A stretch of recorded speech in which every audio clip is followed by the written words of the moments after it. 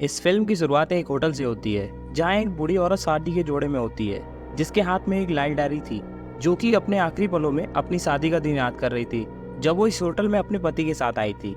जिसके बाद हमें दूसरी तरफ कार्लोस नाम के एक लड़के को दिखाया जाता है जिसे घर लौटने पर उसका छोटा भाई ओलिवर घबराया हुआ दिखाई देता है। कार्लोस उसे बताता है कि उनकी माँ उनके लिए बहुत सारा पैसे छोड़कर गई हैं, इसलिए अब उन्हें कोई गैर कानूनी काम नहीं करना पड़ेगा। तभी अचानक वहाँ मार्कोस नाम का एक डिटेक्टिव आ जाता है जिसे देखकर कार्लोस डरते हुए उसे कहता है कि उन लोगों ने कुछ गलत नहीं किया है, लेकिन मार्कोस पहले ही ओलिवर से सच उड़वा चुका था जिस वजह से उनमें बहस होने लगती है। और इसी बीच कार्लोस उसे धक्का देकर वहाँ से भागने लगता है। वही मार्कोस उनका पीछा करने लगता है, लेकिन सीढ़ियों के पास पहुंचने पर गलती से उससे गोली चल जाती है जो जाकर कार्लोस के पैर में लगती है, जिससे मार्कस काफी घबरा जाता है। वही ओलिवर जल्दी से उसके ऊपर अपनी हुडी बांध देता है, जिसके बाद ओलिवर गुस्से में मार्कस से लड़ने लगता है, जिस पर मार्कस उसके ऊपर बंदूक तान देता है। वही ओलिवर कार्लोस को जल्दी से हॉस्पिटल ले जाने की बात करने लगता है, जिसके बाद वो कार्लोस को अपने कंधे के सहारा देते हुए नीचे उतरने लगते हैं। लेकिन दरवाजा बंद होने से वो सीढ़ियों से नीचे जाने लगते हैं, लेकिन लगातार चलने के बाद भी वो बार बार घूमकर उसी फ्लोर पर आ रहे थे।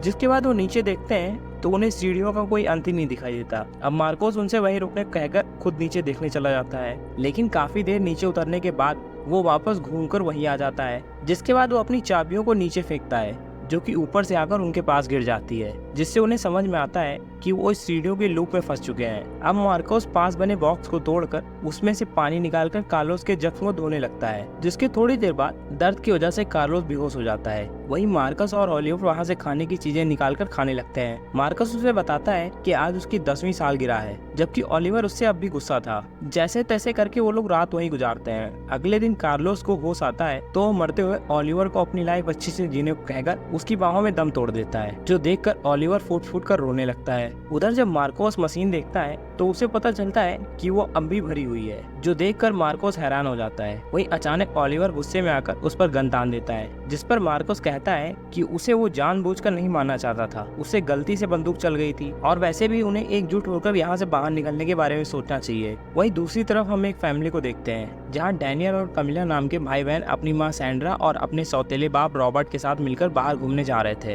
रास्ते में गैस स्टेशन पर रुकने पर रोबर्टो जानबूझकर कमिला को पीने को जूस देता है, हालांकि वो जानता था कि कमिला को उससे एलर्जी है। जिसके बाद कमिला अपना इनहेलर रोबर्टो को देकर बाथरूम चली जाती है। वही जब सैंड्रा को इसका पता चलता है तो वो रोबर्टो पर काफी गुस्सा करती है, जिसके बाद वो लोग गाड़ी में बैठकर वहाँ से निकल पड़ते हैं। पर जल्द ही अब कमिला को अस्थमा का दौरा पड़ने लगता है। जब सैंड्रा और रोबर्टो उसे देखने के लिए गाड़ी से बाहर निकलते हैं तो अचानक रोबर्टो की जेब से इनहेलर गिरकर टूट जाता है। कमिला की हालत बिगड़ने से वो घर वापस जाने का फैसला करते हैं, पर कुछ दूर जाते ही उन्हें दूर से वैसे ही धमाके की आवाज आती है। गैस स्टेशन पर पहुंचने पर सैंड्रा वहां से एलर्जी की दवाई लेकर कमिला को दे देती है, जिसके बाद वो लोग वापस घर की ओर बढ़ने लगते हैं। पर रोबर्टो को रास्ते में एक बोर्ड फिर से दिखाई देता है। इधर सैंड्रा अब भी रोबर्टो पर गुस्सा होती है, इसलिए दोनों में जल्दी बहस होने लगती है। थोड़ी दूर चलने के बाद उन्हें एक और गैस स्टेशन दिखाई देता है, लेकिन रोबर्टो इस पर ज्यादा ध्यान न देकर आगे बढ़ जाता है। लेकिन कुछ ही मिनट चलने के बाद उन्हें वही बिलबोर्ड फिर से दिखाई देता है, जिस पर रोबर्टो गाड़ी वहीं रोककर कहता है कि वो लोग बार बार एक ही सड़क पर घूम रहे हैं। लेकिन सैंड्रा इसे अनदेखा करते हुए उसे गाड़ी चलाने को कहती है, क्योंकि कमिला की तबीयत लगातार खराब हो रही थी। लेकिन वो लोग बार बार उसी बिलबोर्ड और गैस स्टेशन के पास से गुजरने लगते हैं। वहीं अब तबीयत ज्यादा खराब होने से जल्दी कमिला बेहोश हो जाती है, जिस पर रोबर्टो गाड़ी रोककर खेतों से पैदल चलते हुए रास्ता ढूंढने लगता है। वहीं सैंड्रा अकेले ही बच्चों को लेकर गाड़ी से निकल पड़ती है, लेकिन बार बार वहीं घूमने से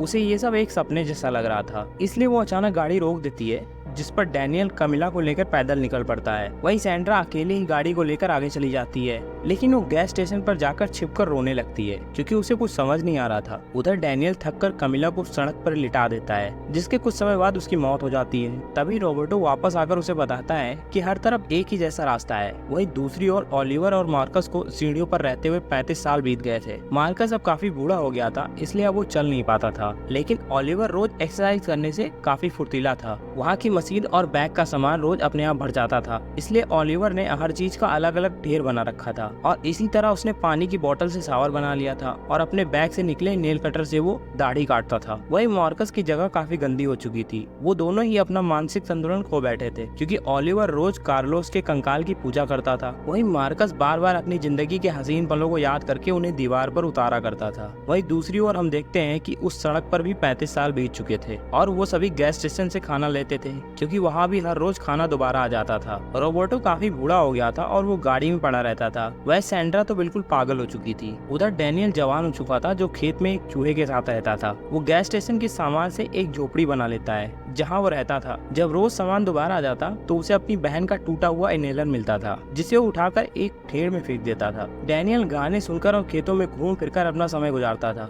एक दिन रॉबर्टो को सड़क पर कमिला का बुड्ढा मिलता है, जो वो डैनियल की झोपड़ी में छोड़ आता है। इसके बाद डैनियल रॉबर्टो से मिलने जाता है तो रॉबर्टो उसे सैंड्रा के बारे में बताता है, पर डैनियल को अपनी माँ याद ही नहीं थी। अब रॉबर्टो को भी महसूस होता है कि वो डैनियल को कोई जरूरी बात बताना चाहता था, पर वो बात उसे याद ही नहीं आ रही है। वहीं दूसरी ओर मार्कोस आधी रात को अचानक चिल्लाने लगता है, जिस पर ओलिवर तुरंत उसके पास आ जाता है। मार्कस उसे बताता है कि उसे याद आ रहा है वो क्या कहना चाहता था। तब मार्कस उसे कहता है कि उसका असली नाम डैनियल है और अब तक उसने जो भी जिंदगी जी है वो सब नकली थी। उसके कार्लोस को गोली मारते ही वो तीनों एक लूप में फंस गए थे। उधर गाड़ी में सैंड्रा की मौत हो जाती है तो रॉबर्टो ने उसे कमिला के साथ ही दफना दिया। तब डैनियल अपनी बहन को याद करते हुए रोने लगता है। उसी रात रॉबर्टो और मार्कस दोनों के सर में जबरदस्त दर्द होने लगता है और वो बार बार कहने लगते हैं कि ये जो कुछ भी हो रहा है कुछ असली नहीं है। रॉबर्टो और मार्कस दोनों एक गलती की वजह से 35 साल से इस लूप में फंस गए थे, इसीलिए उन्होंने डैनियल और ओलिवर को गलती ना करने की सलाह दी। जब भी किसी वजह से किसी इंसान की मौत हो जाती है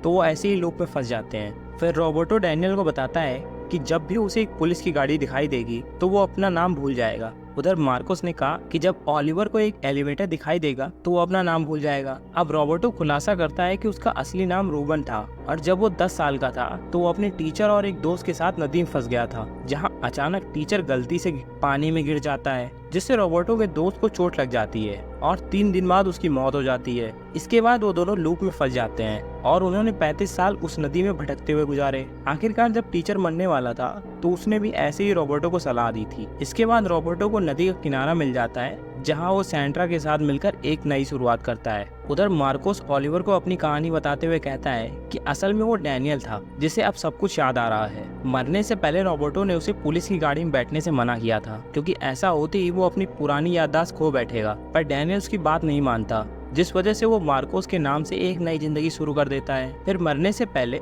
रॉबर्टो और मार्कोस ने डैनियल और ओलिवर को एक लाल डायरी दी, जो कि तस्वीरों और उनकी लिखी बातों से भरी होती है। आखिरकार डैनियल ने रॉबर्टो को वहीं दफना दिया और सड़क की ओर निकल पड़ता है, जहां उसे पुलिस की गाड़ी दिखाई देती है, जिस पर वो वापस जाकर अपनी झोपड़ी जला देता है और फिर गाड़ी को खोलते ही वो सब कुछ भूल जाता है। वही गाड़ी में मौजूद यूनिफॉर्म पहनकर वो शहर आ जाता है, जहां वो मार्कोस की जिंदगी जीना शुरू कर देता है और आखिरकार जब उसने गलती से कार्लोस की जान ले ली तो वो फिर से लूप में फंस जाते हैं। वहीं दूसरी ओर मार्कोस के मरने के बाद ओलिवर को एलिवेटर दिखाई देता है। ओलिवर खुद को रोकने की काफी कोशिश करता है, मगर उसे ऐसा लग रहा था जैसे वो पागल हो रहा है और आखिरकार वो लिफ्ट में घुस जाता है और वहाँ मौजूद नौकर की यूनिफॉर्म पहनकर कारेल नाम की एक आदमी की जिंदगी जीने लगता है। लेकिन जल्द ही लिफ्ट में एक शादीशुदा जोड़ा आता है, जिस पर कार्लोस एक मधुमक्खी छोड़ देता है, जिससे दूल्हे की मौत हो जाती है और एक बार फिर से वो लोग लूप में फंस जाते हैं, जिसके साथ ये फिल्म यही खत्म हो जाती है।